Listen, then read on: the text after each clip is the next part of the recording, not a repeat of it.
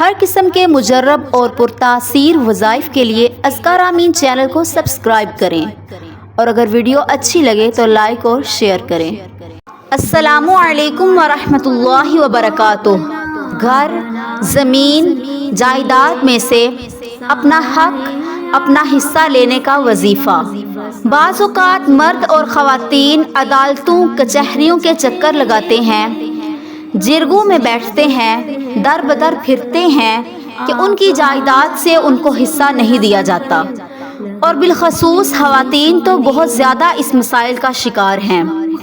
ہمارے اس ملک پاکستان کے اندر بالخصوص اور باقی دنیا کے اندر بھی یہ چیزیں اکثر نظر آتی ہیں کہ عورتوں کو جائیداد سے حصہ نہیں دیا جاتا۔ یاد رکھیں، سورۃ النساء کے پہلے 3 رکوع آپ ضرور پڑھیں۔ اس کے اندر اللہ تبارک و تعالی نے خاص طور پہ دوسرے رکوع کے اندر وراثت کا ذکر کیا ہے،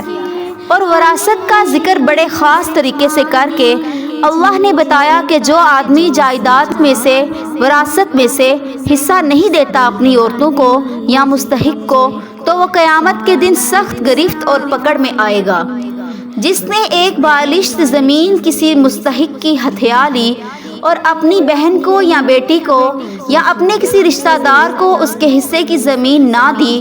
تو حدیث میں آتا ہے وہ 7 زمینیں قیامت کے دن اس کے سر پہ رکھ کر اسے دوزخ میں پھینکا جائے گا۔ یہ ایک بالشت زمین جس نے ہتھیائی اس کا عذاب ہے، اور جس نے کنالوں اور مربوں کے حساب سے زمینیں ہتھیا لیں اور مکان یا گھر یا اسی طرح دکان یا دیگر چیزیں ہتھیا لیں، جائیداد نہیں دے رہا، وہ کتنی سخت پکڑ میں آئے گا۔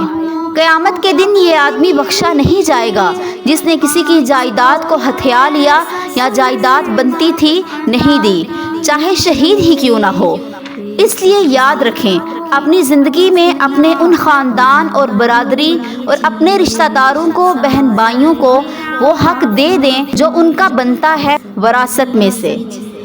چونکہ آپ کے مرنے کے بعد پھر آپ کے بچوں نے تو وہ حصہ دینا نہیں، وہ تو ہمیشہ زندہ رہنے کی سوچیں گے اور وہ آپ کو بھی بھول جائیں گے، اور آپ اپنی غلطی کی وجہ سے عذاب قبر کے اندر مبتلا ہوں گے،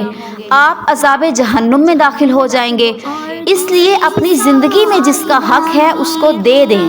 بہن کا ہے، بھائی کا ہے، رشتہ دار کا ہے، اور جس آدمی کو حق نہیں مل رہا، جو مرد اور عورت پریشانی کا شکار ہیں اور وہ پریشان ہیں کہ ان کا حق ان کو نہیں مل رہا اور ان کو جائیداد سے حصہ نہیں مل رہا، وہ عدالتوں میں دھکے کھا رہے ہیں، تو ایسی حالت میں وہ مرد اور عورت جو جائیداد میں حصہ لینا چاہتے ہیں، وہ کسی بھی نماز کے بعد یکسوئی اختیار کر کے اور اللہ کے حضور بیٹھ کر یہ وظیفہ مختصر سا کر لیں، اللہ ان کا حق ان کو دلوائے گا، اور جن لوگوں نے دینا ہے ان کے دماغ ان کی طرف راغب کرے گا،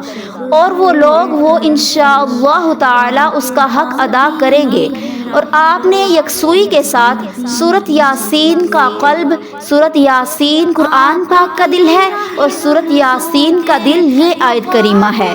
سلام قولا من رب الرحیم۔ آپ اس کو 70 بار روز پڑھ کر دعا کریں، 21 دن پڑھیں، کسی بھی نماز کے بعد پڑھ لیں، انشاءاللہ تعالی آپ کا حق آپ کو مل جائے گا۔